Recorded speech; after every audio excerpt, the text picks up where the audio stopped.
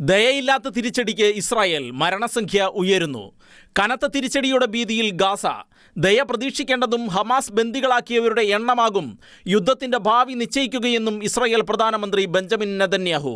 ഹമാസിന്റെ ഒളിത്താവളങ്ങൾ നാമാവശേഷമാക്കുമെന്നും ഹമാസിനെ നശിപ്പിക്കാൻ എല്ലാ സൈനിക വിഭാഗങ്ങളെയും ഉപയോഗിക്കുമെന്നും അദ്ദേഹം വ്യക്തമാക്കി.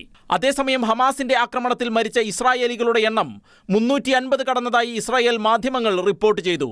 ഗാസയിൽ ഇസ്രായേൽ നടത്തുന്ന ആക്രമണത്തിൽ 256 പലസ്തീനികൾ കൊല്ലപ്പെട്ടതായും റിപ്പോർട്ടുകളുണ്ട്.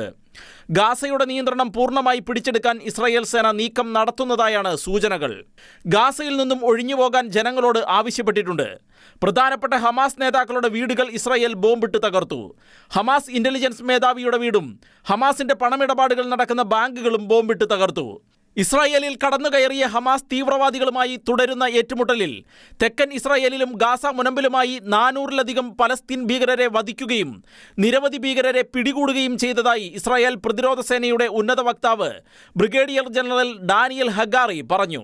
നിലവിൽ ലെബനോനിൽ നിന്ന് ഹിസ്ബുള്ള തീവ്രവാദി ഗ്രൂപ്പും ഹമാസിനെ പിന്തുണച്ച് ഇസ്രായേലിലേക്ക് റോക്കറ്റ് ആക്രമണം നടത്തുന്നുണ്ട്. 3 ഇസ്രായേലി സൈനിക കേന്ദ്രങ്ങൾ ആക്രമിച്ചതായി ഹിസ്ബുള്ള വ്യക്തമാക്കി. UN രക്ഷാസമിതി സ്ഥിതിഗതികൾ വിലയിരുത്താൻ ന്യൂയോർക്കിൽ അടിയന്തര യോഗം വിളിച്ചു ചേർത്തു. മാധ്യമങ്ങൾക്ക് പ്രവേശനമില്ലാതെ അതീവ രഹസ്യമായാണ് യോഗം ചേരുന്നത്. ഇസ്രായേലിലെ ഇന്ത്യൻ പൗരന്മാരോട് സുരക്ഷിത സ്ഥാനങ്ങളിൽ തുടരാൻ ഇന്ത്യൻ വിദേശകാര്യ മന്ത്രാലയം ആവശ്യപ്പെട്ടിട്ടുണ്ട്. അതേസമയം ഒഴിപ്പിക്കൽ ആവശ്യമായി വന്നാൽ തയ്യാറായിരിക്കാൻ വ്യോമ നാവികസേനയ്ക്ക് നിർദ്ദേശം നൽകിയിട്ടുണ്ട്. പ്രധാനമന്ത്രി കാര്യങ്ങൾ നിരീക്ഷിച്ചു വരികയാണെന്ന് വിദേശകാര്യ മന്ത്രാലയം വ്യക്തമാക്കി. നിലവിലെ കണക്കനുസരിച്ച് 18,000-ഓളം ഇന്ത്യക്കാരാണ് ഇസ്രായേലിൽ ഉള്ളത്.